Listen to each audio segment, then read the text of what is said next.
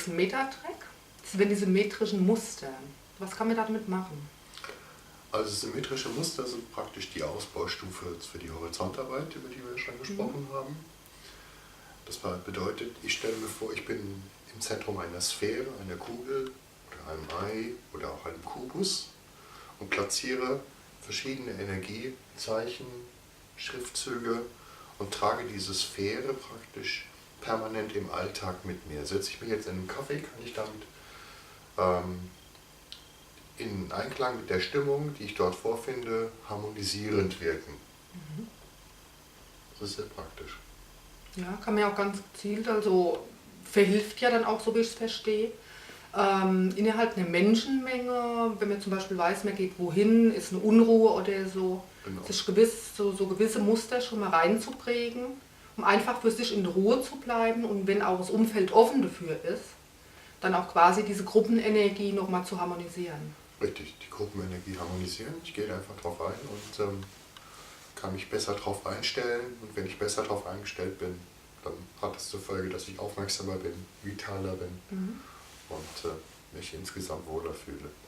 Ja. Käme ich jetzt direkt sogar auf den nächsten Metatrack, das ist die Empathie.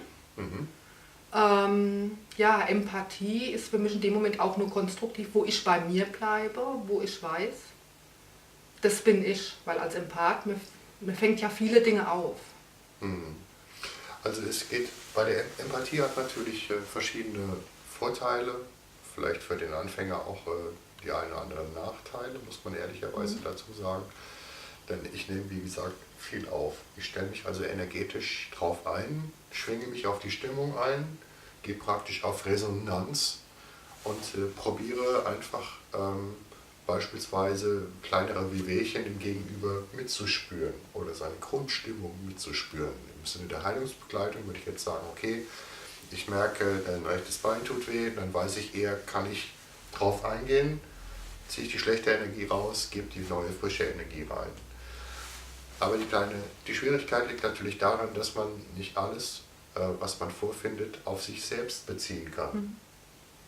Das heißt, ich muss auch immer mich hinterfragen, muss sagen, was davon ist mir und was davon könnte von jemand anderem kommen, der es vielleicht ausstrahlt, weil er einfach eine gewisse Lebensausstrahlung hat und ich nehme das auf und leite mir ein Gefühl praktisch davon ab.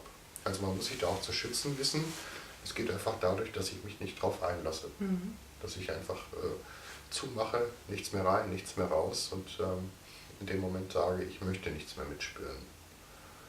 Das wird für viele Leute sehr interessant sein zu wissen und zu lernen, wie man zumachen kann. Aber es ist zum Beispiel auch innerhalb eines Gespräches, eines Dialoges, ist es sehr sinnvoll, empathisch nachzuspüren, ob das den Gegenüber jetzt interessiert. Denn wenn ich etwas argumentiere und meine Zeit ist knapp, dann möchte ich ja, dass das Gespräch nicht einfach nur verpufft, sondern ich möchte etwas bewirken. Und wenn ich jetzt auf den Gegenüber eingehe und nachspüre, interessiert es ihn oder interessiert es ihn nicht, dann kann ich eben meine Argumente besser wählen. Das heißt, im Grunde, durch die Idee der Empathie werde ich wiederum aufmerksamer und lebe bewusster einen Moment. Das ist der große Vorteil. Da käme auch sofort noch der Punkt, gerade wenn man mit Menschen arbeitet, ja auch dann spüren zu können, wie weit kann ich bei jemandem gehen. Ja, richtig. Also wann sind die persönlichen Grenzen überschritten? Wo muss ich einen Schritt nach hinten gehen? Wo kann ich ein bisschen einfühlsamer sein? Sagt man ja auch so. Und sich dementsprechend darauf einstellen. Man kann aber auch das ganz klar aktiv benutzen, indem man sagt, okay, ich möchte dich von etwas überzeugen und dann jongliere ich damit und bewirke etwas. Ja, das ist ja wirklich eine tolle Sache. Wie gesagt, gerade wenn man mit Menschen arbeitet oder auch in einer Führungsposition, wirklich zu spüren, wie kann ich jemanden führen? Ja, wie kann ich mit der Gruppe umgehen? Ne? Ja. Es gibt ja auch die Gruppenenergie. Wenn ich jetzt in einem Raum stehe und da sind 20 Leute da, ist das Teamsitzung, ich muss was erzählen, dann möchte ich ja, dass das möglichst gut ankommt. Und wenn ich mich da ein bisschen drauf einlasse und da ein Gespür für entwickle, dann habe ich bessere Karten. Das ist sehr, sehr praktisch. Ja, also finde ich wirklich eine ganz tolle Sache, gerade weil ich selbst sehr davon betroffen bin. Da für mich auch wirklich mich mehr abgrenzen zu können und durch diese Abgrenzung aber auch wiederum mehr auf mein Gegenüber eingehen zu können.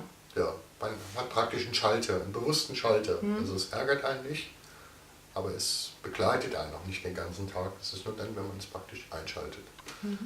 Es ist ein Werkzeugkoffer. Wenn ich es benutze, benutze ich es und wenn die Sache soweit in Ordnung ist, kann ich es auch wieder einstecken. Ja, tolle Sache. Danke. Bitteschön.